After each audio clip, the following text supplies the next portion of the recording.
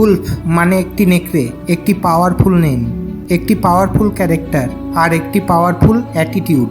বাঘ ও সিংহ নেকড়ের থেকে পাওয়ারফুল হতে পারে, কিন্তু একটি নেকড়ে কখনো সার্কাসে কাজ করে না। যদি তুমি নেকড়েকে ধরার চেষ্টা করো তাহলে হয় ও নিজে মরে যাবে অথবা যারা তাকে ধরতে চায় তাদের মেরে দেবে, কিন্তু কখনো কারো গোলাম হওয়া পছন্দ করে না। একটি নেকড়ে মাউন্টেনশিপের পুরো দলের উপর আক্রমণ করার জন্য একাই যথেষ্ট। তো আজকে আমরা এই নেকড়ের জীবন থেকে 5টি লেসনের উপর কথা বলবো, আর লাইফের অনেক বড় লার্নিং হবে এই 5টি lesson. Number 1, always hungry for your dreams.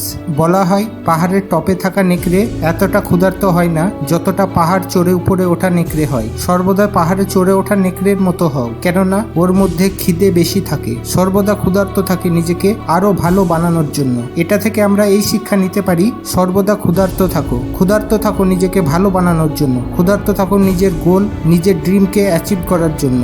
Number 2, the fight alone.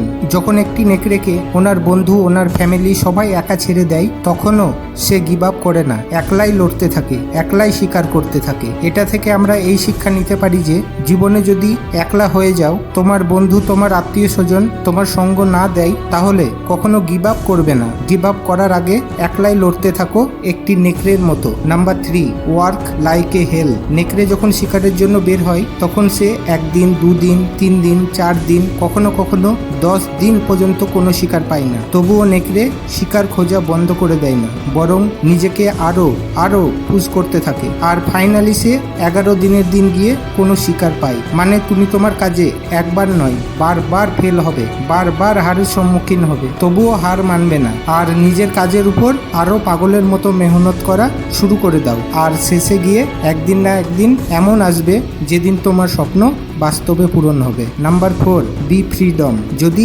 Azad থাকতে হয় তাহলে নেকড়ে থেকে শেখো, কেননা একটি নেকড়ে পুরো জীবনে কারো গুলামি করে না। যতই খাওয়ানো হোক না কেন, যতই কমফোর্ট দেওয়া হোক না কেন, নেকড়ে কখনো গুলামি করে না। যদি তুমি ওকে গুলাম বানানোর চেষ্টা করো তাহলে যখনই ও সুযোগ পাবে তখনই ও তোমাকে মেরে পালিয়ে যাবে, কেননা নেকড়ের রক্তের মধ্যেই গুলামি করা নেই। ও সর্বদা আজাদ থাকতে ভালোবাসে। এটা থেকে আমরা শিক্ষা নিতে পারি, কখনো গুলাম হয়ে থাকা উচিত নয়, কেননা একটা গুলাম যতই শক্তিশালী হোক না কেন সে কখনো মাথা উঁচু করে বাঁচতে পারে না। Number 5, never stay in comfort zone. নেকড়ে কখনো কমফোর্ট জোনে থাকে না, ও সর্বদা নিজের ও তার বাচ্চাদের সুরক্ষার জন্য সাবধান থাকে। ওর সামনে যতই কঠিন পরিস্থিতি চলে আসুক না কেন, ও সর্বদা তৈরি থাকে ফাইট করার জন্য। নেকড়ে যখন ঘুমোতে যায় তখন একটি চোখ বন্ধ করে ঘুমায়, একটি চোখের ঘুম কমপ্লিট হওয়ার পর দ্বিতীয় চোখের ঘুম পূরণ করে। নেকড়ে কখনো শান্তিতে ঘুমায় না। এই থেকে আমরা এটা শিখতে পারি যে নিজের গোল পূরণ করার জন্য